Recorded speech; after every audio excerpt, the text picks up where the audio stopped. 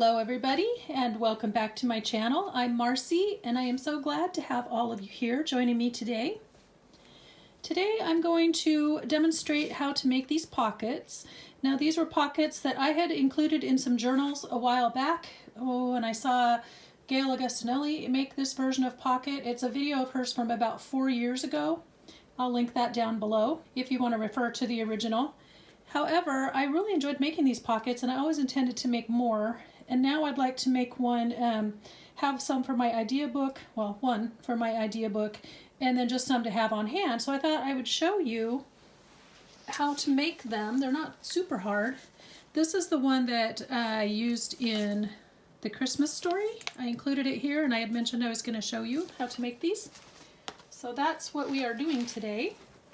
They're super fun and simple to make. And like I said, I haven't made them for quite some time. I put them in some journals that I made and sold in 2018. So that's how long it's been. And I'm excited to be back making these again. They're just so cute. These pockets are a terrific way to use up any of your craft stacks that you might have. You can use your Christmas ones. You can use, make them all-purpose. Your 4x6, 6x6, any of those. Today, actually, though, I'm going to be using scraps. I have a small stack right here. These were all scraps when we went in October to visit our kids over in Vancouver. His mom was cleaning out a lot of things, and so she just gave me all her scraps. So I just went through that pile today and picked out a few that might be good candidates for making these pockets. But essentially, you can use anything that you want, starting with a 6x6 or a 4x6 size. The other thing that is required is a doily. And in my examples, I used a variety of doilies. I don't think it really matters. And I'll explain that as we go along, okay?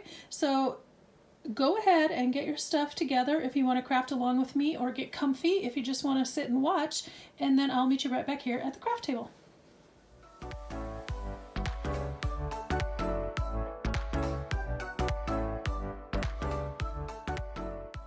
All right, so you are going to be astonished at how simple these are to make, and I deviated from just the basic one. In this one, I added some crochet trim. This one's going to go in the journal that I didn't get finished, but I went ahead and made it up anyway because I just wanted to have it available. This is my prototype for my book. So I wrote the measurements and just tucked them in here.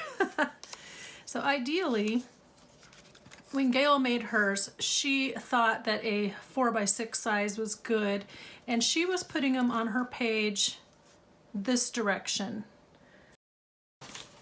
So when you have your journal page like so, she was putting them on like this, and that would work, but they're really meant to go this direction. So this particular page is just an 8.5 by 11 that I folded in half, and my size that I used for the base was 5.5 wide by 4 inches high, which I think is probably your best measurement because it gives you the right look. So you have your option. If it winds up being too big for your page, you can put it on the page this way, or you can put it on this way. Just plan ahead.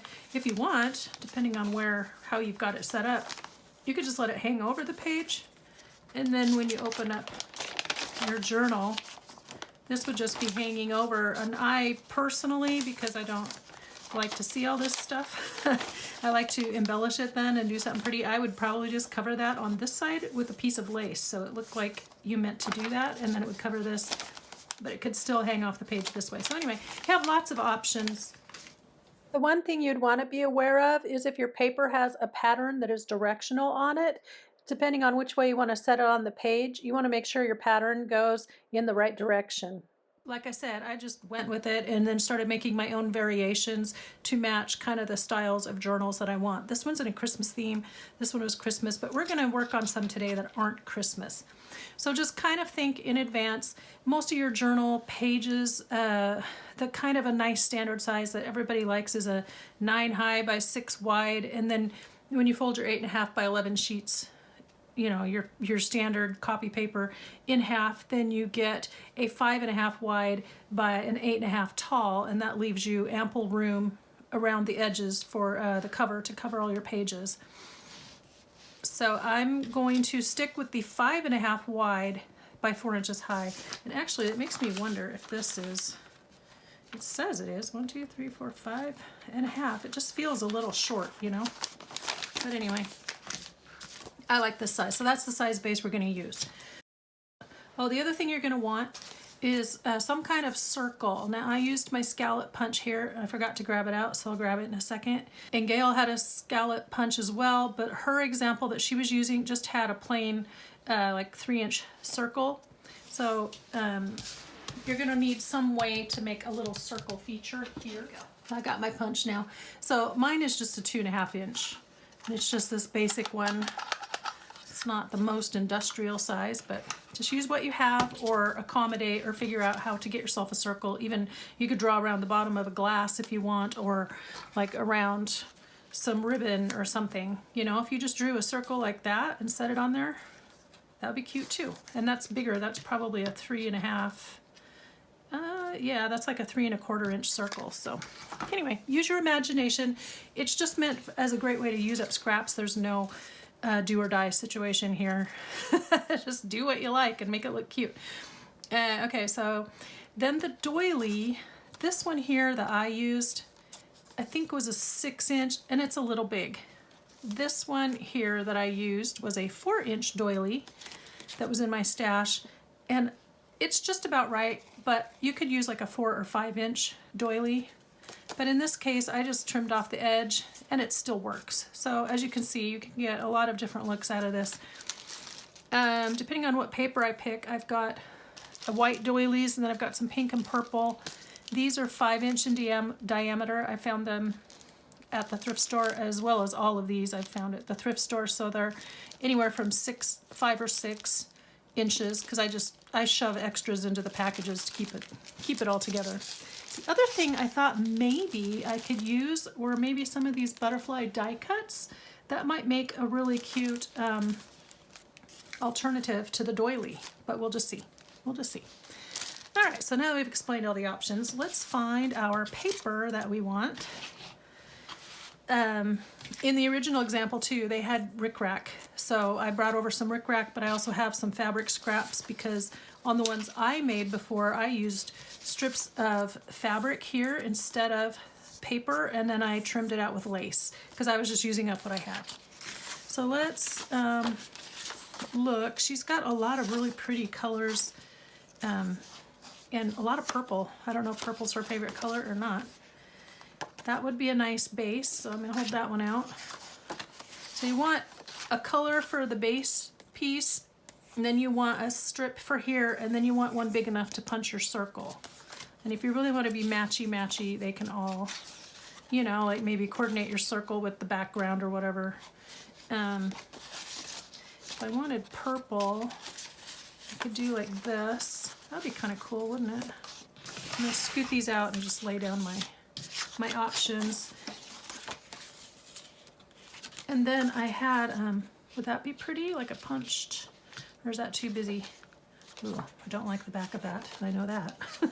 I'm liking the shimmer. It looks like K & Company paper. So I'm just gonna go through.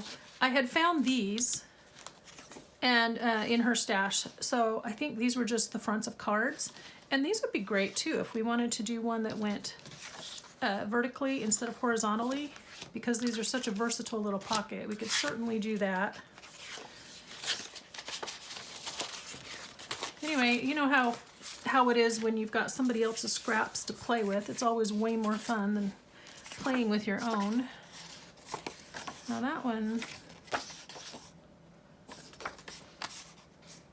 would be kind of interesting. It doesn't go with any of these though. I was just gonna say you could make this your strip.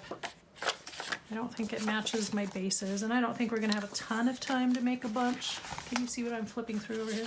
These were all scraps from my daughter and son-in-law's wedding, all of these, and I had the same paper pad because she was making stuff out of it, so I wanted to coordinate.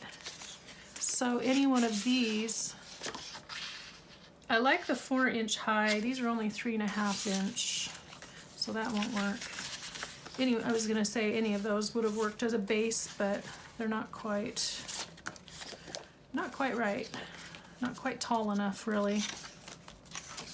This would work though. We could always use that one. And then use one of these for the cross piece. I don't know. I just threw a bunch of options out here, so truly I don't have any real preference.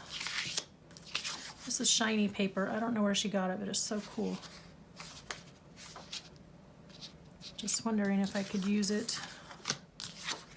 As soon as I find 3 that match, you know, that look like they actually go together, that's what we're gonna do. So I have several options for the bases, but I don't necessarily have coordinating pieces for that. I don't know. I feel like this should go, but it's just not. I'm not seeing it. There's this one. Nope. It's funny because when you look back through other people's stashes, it's just interesting what catches your eye to see what kind of papers they used. I don't have pink, so we're just not going to worry about pink. I pulled out a lot of this, and that would be a really cool, like for the punched circle situation. That'd be cool. This one, not digging it.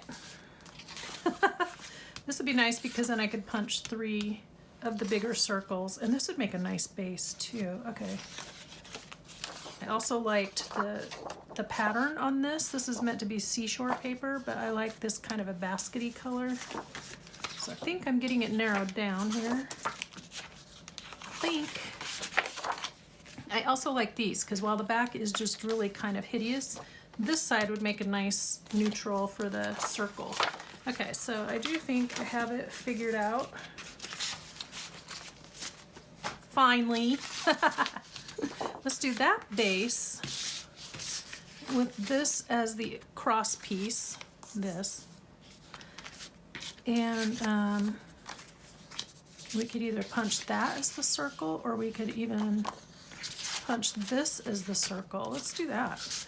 And then I have this one, although purple's not really a color I use a lot, but remember, no matter what you do, you'll always end up, you can just make what you like, because very often it will wind up, pieces will wind up going together that you didn't expect.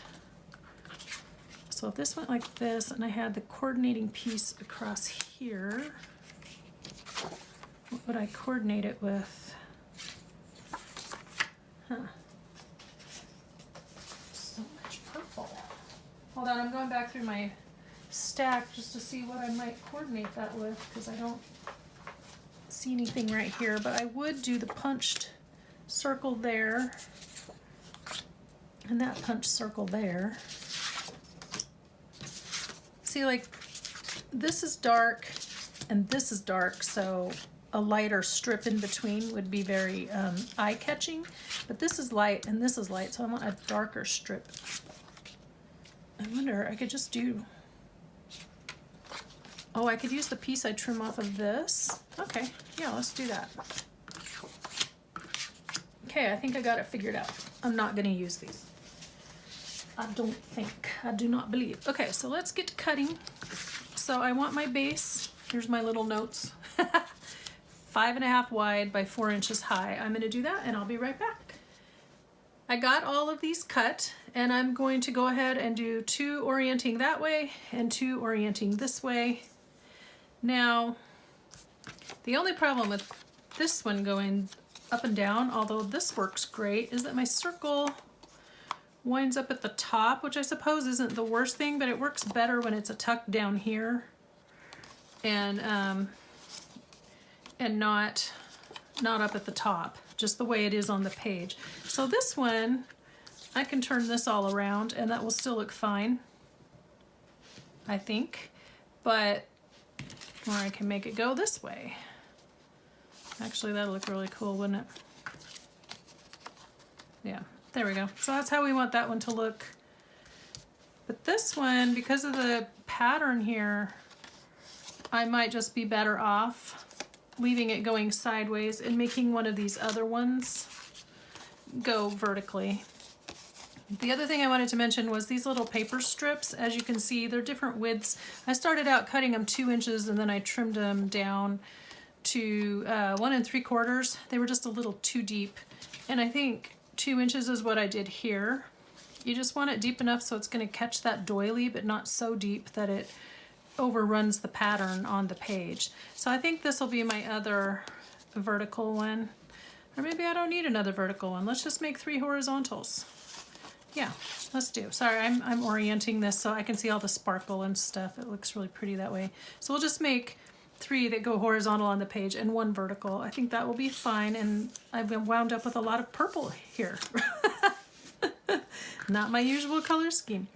Okay, so basically any kind of scrap, as long as it's wide enough to catch the doily. So let's figure out which doilies we want. I absolutely love these old ones.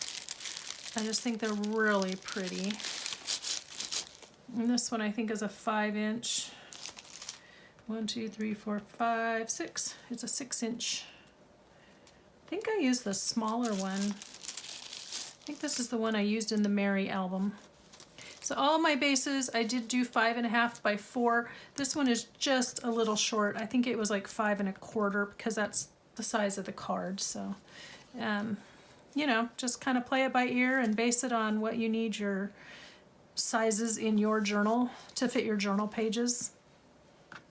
Oh, see, that's going to cover up the flowers anyway. So that was kind of a pointless thing to worry about, wasn't it? Okay, well, I'm not keen on that. That makes me sad. I like the flowers. Oh, golly. Well, maybe... No, that won't work either. This one I don't think is going to work. It's just not going to do what I want it to do. If I put the doily in, I cover up the flowers. I know, that's not supposed to bug me, but it does, because that's what I like about it. Okay, let's put that doily in. Let's see what we can figure out. Maybe that's a good candidate for one of the butterflies. Then there's this one. This is 6-inch. This is the one that actually came in the package. So I might have to trim this one down. Let's do the smaller ones. I just think they're going to fit better. I'm getting little doily papers all over me. So this is going to just tuck underneath the little paper strip. I think I interrupted myself. You can make these as wide as you want, as long as they can catch the doily.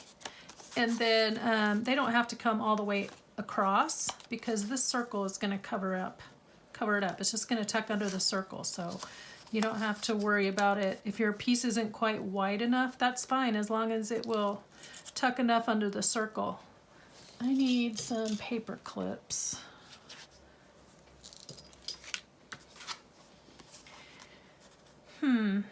Don't know what I'm going to do about this one, because I just don't know. I don't like that I have to cover it up. It's making me sad. Okay, this one is going to go like this. Is this paper clip deep enough to hold it? Okay. Move my dimensions out of the way. And then this one. I wonder, I'm getting a thought based on the situation. You know, and that's what you want to do. You want to, if you have a problem, you just need to figure out a creative solution, because what's our slogan in junk journaling? There are no mistakes with a junk journal. There's no right or wrong. So pretty much any issue has a solution with it. So I'm going to move these aside. I'm going to just temporarily try one of these butterflies. These came from the Dollar Tree. I'm going to crackle off screen. And they do have the color scheme. I don't know if they're going to be wide enough. That one's too green. Do we have any that are more purple? Oh, I was going to tell you guys. I meant to mention this earlier too. When we were down in Mexico, in Cozumel, we were on one of our excursions. And you know those beautiful blue butterflies that you see in all of the pictures of butterflies that have kind of the black around the edges? I saw one in the wild. It was so amazing. It just went fluttering by, while we were out there listening to our little guide guy, and of course I'm staring at the butterfly, not listening to what he said. But anyway, I just thought that was so amazing because obviously that's a tropical butterfly, and that's where it lives, apparently. It was gorgeous. I was so excited. I didn't want to yell to everybody, wow, look at the butterfly, because they would have thought I was a weirdo, but I mean, that part is true. But anyway, I just kept that little happy moment to myself, and I knew you guys would appreciate it, because if you love your botanicals... Sorry, I'm fiddling with my package. I'm doing a really bad job of being a good narrator today, being a good demonstrator. Okay, I want that, I think. So what I'm thinking is maybe I just need to double layer this instead of using a doily, because then that would allow me to still have like that doily effect, but it wouldn't cover up my image so much. What do you guys think? Could we do that? I'm decorating while I talk and everything. I think those butterflies though would be a great little accent.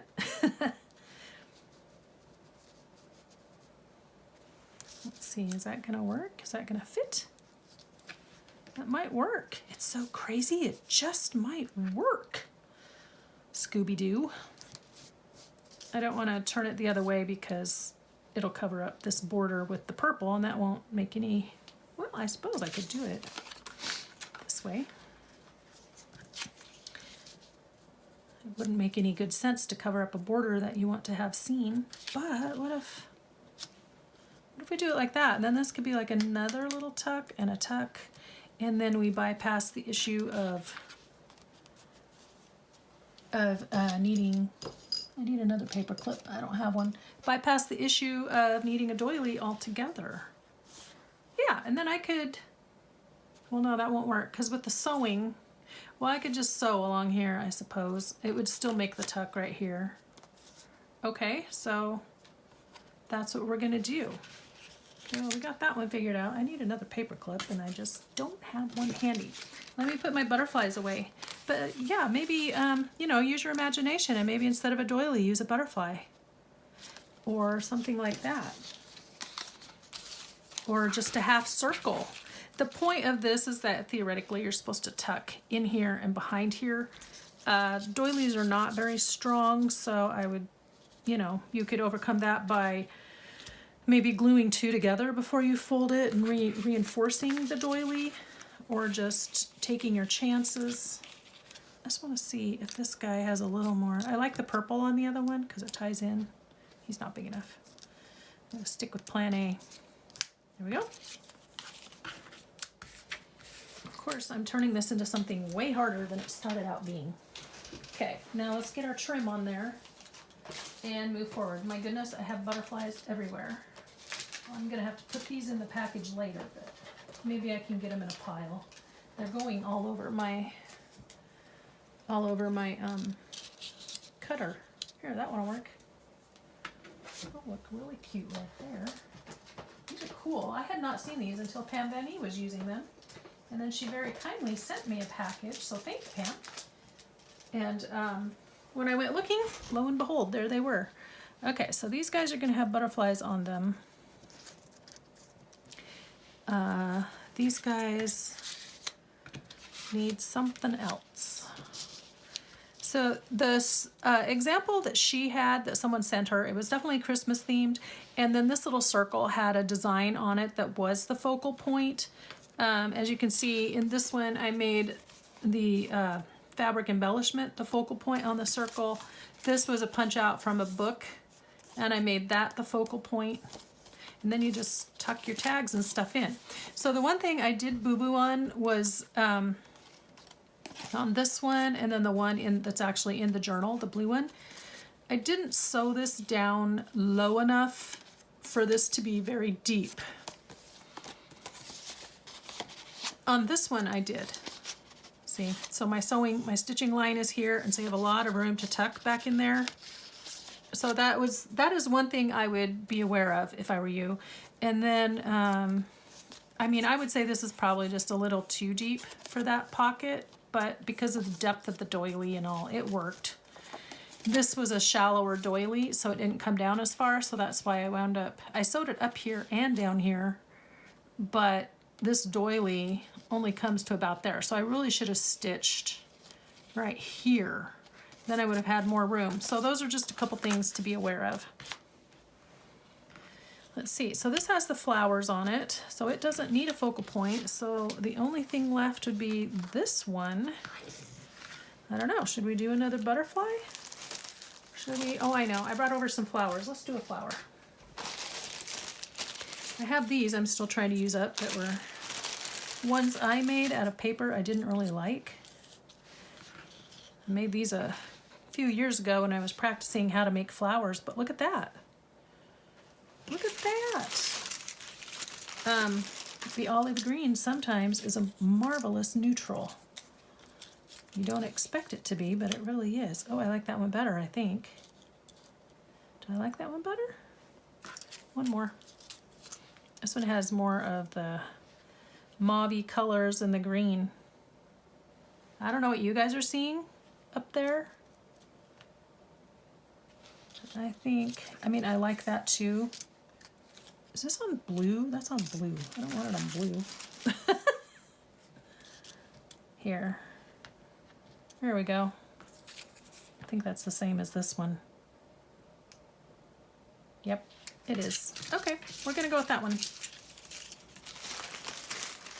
All right, so we're gonna put flowers, and then this one needs a doily. So I'm gonna have the same issue, aren't I? Where it kind of covers up my flowers. So I guess don't pick anything too pretty for the background. Pick something that's more neutral, which I definitely did on the other ones, but didn't quite think about that on this one. If you didn't want this to be a pocket, you could always glue your doily together in half. Let's see, I need to get that to line up with the scallops to line up. Some are wider scallops than others, okay? And then just make this its own single pocket back there. Let's take off that paper clip for a sec. So that could just be its own, just a single pocket, and glue this together, or you can just leave it the way it's intended with a pocket behind, a pocket here.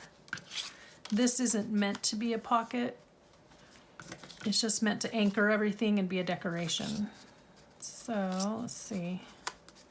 So where I need to sew is right across here. And then we'll glue this on afterward. But now we need some rickrack or something. So I brought over a bunch. I didn't pick out blue, but this green might work. I just brought over a bunch of colors. So just want to see what works. I had a brown one. Where is it? Hold the phone. Where'd it go? It's buried. There it is. I was thinking that brown one might actually work for that. And then also another option that you can use is lace, right? Use lace across here instead of, I feel like my demonstration is really kind of all over the place today. You could use lace here instead of the rickrack. I rather like the idea of the rickrack. I liked the idea of the brown, but you know what? I could also use, is that green too bright? Yes, green is too bright. And the brown, I think the brown is where I was wanting to go with that. It's a very narrow rickrack. You just want to be able to run your stitching along it, or you can stitch and then glue the rickrack over it, but it's supposed to tuck under here, so that is a problem. I kind of like the look of the lace though. I wasn't expecting to like that so much. I can't get the pin back in, so we'll just hold off on that. The other thing you could do is run lace, like right here. And then you could also just use fabric for this piece right here, which I did in my ones that I made long ago. And I liked it. I was just using up what I had available, so. Okay, let's use lace right there. That's a really pretty pocket. And then on this one, it's got a touch of the blue. I have a couple strips of this crochet lace though. But is that too creamy? let's just use the white with the silver thread. Will that show up? Kind of gets lost in there, doesn't it? Well, maybe the blue will work on that. Let's see. I'm going to use this one on here though.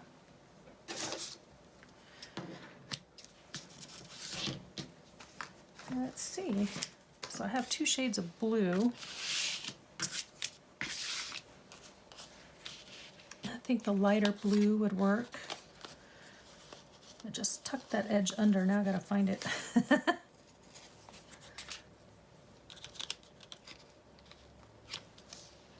There we go. Oh yeah. Oh yeah, that'll look really pretty because there's a little bit of blue right here. And then, I mean, he's a little more turquoisey, but his blues are close, so we're gonna go with it.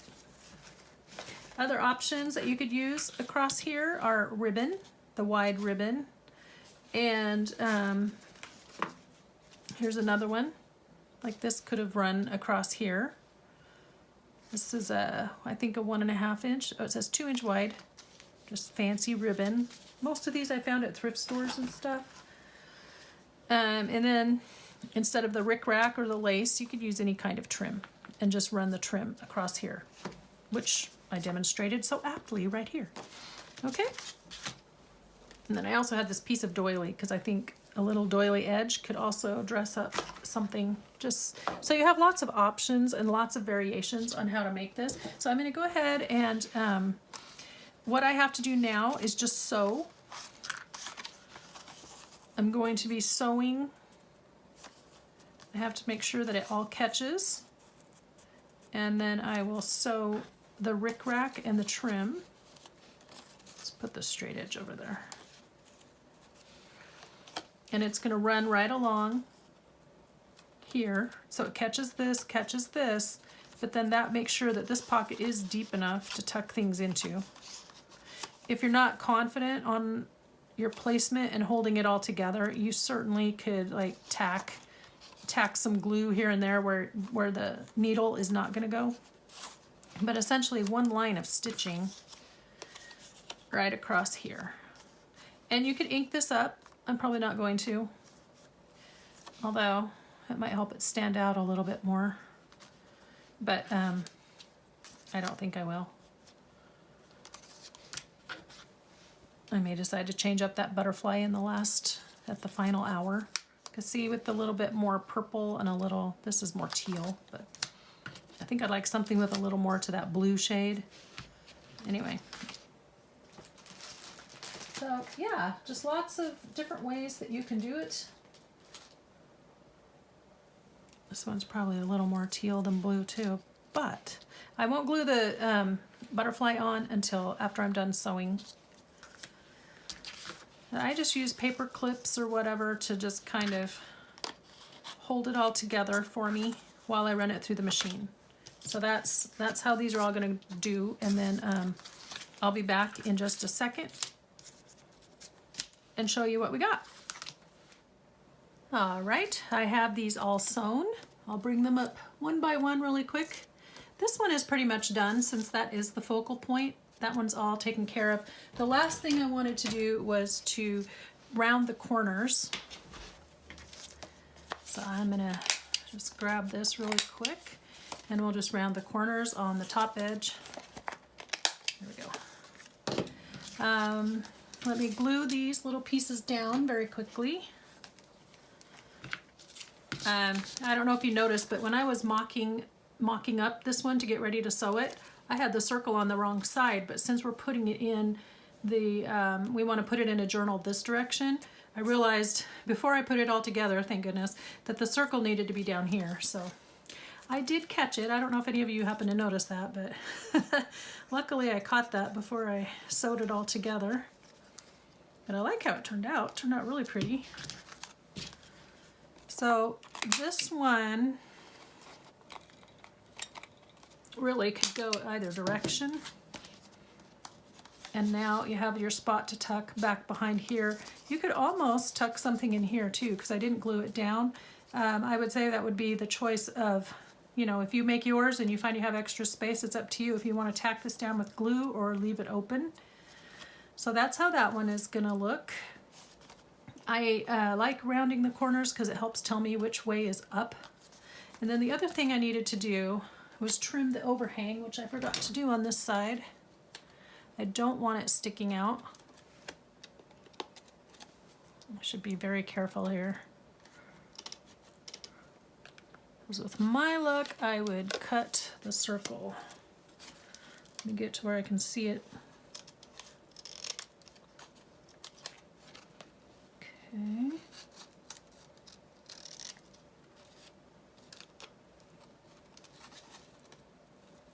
Well, of course now because it's all stitched together, I can't trim it quite as close as I'd like, but close enough. I did not cut the circle, so that's a relief and a miracle all in one.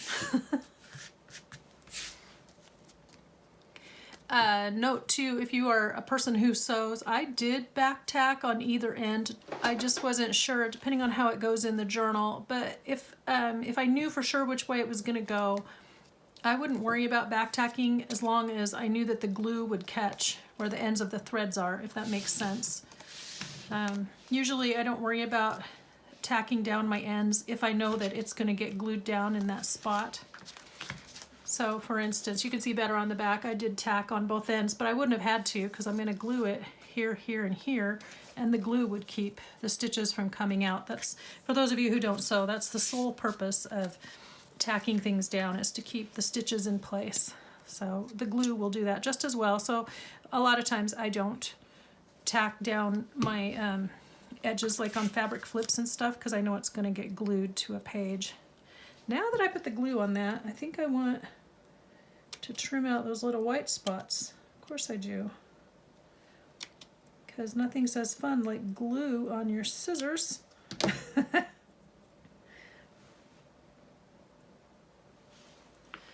spent quite a bit of time. I'm kind of in between cleaning up my room from the last few projects and just trying to create stuff. So that's how I've been spending my time today, but I wanted to show you how to make these really quick. Now, don't you just love that? Oops, that little piece is still stuck there. Here we go. And if I wanted, I still have room to put like a little word label here or here. So see how that turned out? And I like this butterfly better. It's got more of a true blue in the wings, and then the green here picks up the green. So that one turned out like that. And then this last one, after I had it all sewn together, this just looked kind of plain to me. And now that I've got it sewn together, I could still put it in a journal this direction. I've got the circle up at that end, but I kind of intended it to go this way, and you can just see the flower. And it just looked kind of plain down here, so I tried to grab a little lace that I can just run along the edge. Ideally, I would have loved something with a little scallop, but I don't have a ton of narrow trims anymore. I've used them all up over time. They're not the easiest things to find, a flat, narrow lace, you know. So we'll just run that along the bottom here, and that kind of dresses that up a little bit. And then I'm going to just put a dab of glue here to help tack it down. Let's trim that off the edge.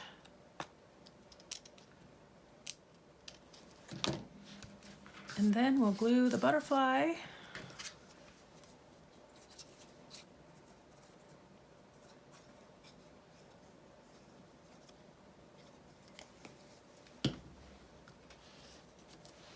And of course, once again, I didn't, I'm wanting to clip off the white edges after I've already got the glue on. I'm just not noticing them until I lay them against the dark. If you had white paper you were laying it on, that probably would not be as noticeable.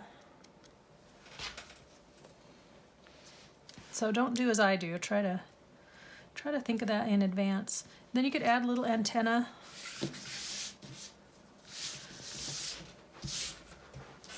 That would be cute. I'm not going to do that right now, but I might decide to later. Not saying I won't try later on. There we go. Yeah, I like that with that little bit of lace. It just It was looking a little too plain for my liking. So there we go. There's our 4 little pockets. And I have a wealth of material here to play with. It's kind of interesting that they all wound up kind of in that purple and green scheme, but that's okay. I'm going to be working on at least one garden journal come spring. I've had one in mind that I've been wanting to do for a while with a ring binder style. Okay, so that's our cute little pockets. Here's this one is the closest to what Gayle made, what was original. And then here's my other one that I made. So these are both Christmas. And then here's what we made today, and with all their different little variations. And like I said, this paper strip could be fabric and then run some lace across it, or rickrack, or what have you. But there's just several different ways to make these cute little tuck spot pockets. Okay, so that is it for today. I'm going to grab our reading. Now, because it is still Christmas, we're going to still read Christmas, even though this isn't really necessarily a Christmas project. As I was going through that book, picking out pages for the last journal that I finished, the Christmas story, I ran across this. It says, "I'll tell you whom I feel sorry for, all the people in the motel who missed it. They were there.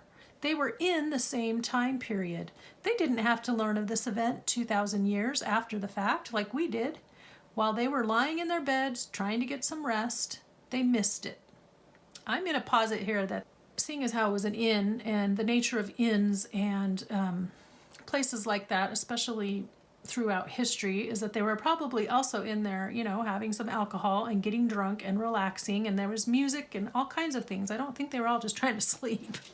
I think there was a lot of activity going on as well, but regardless, they missed it.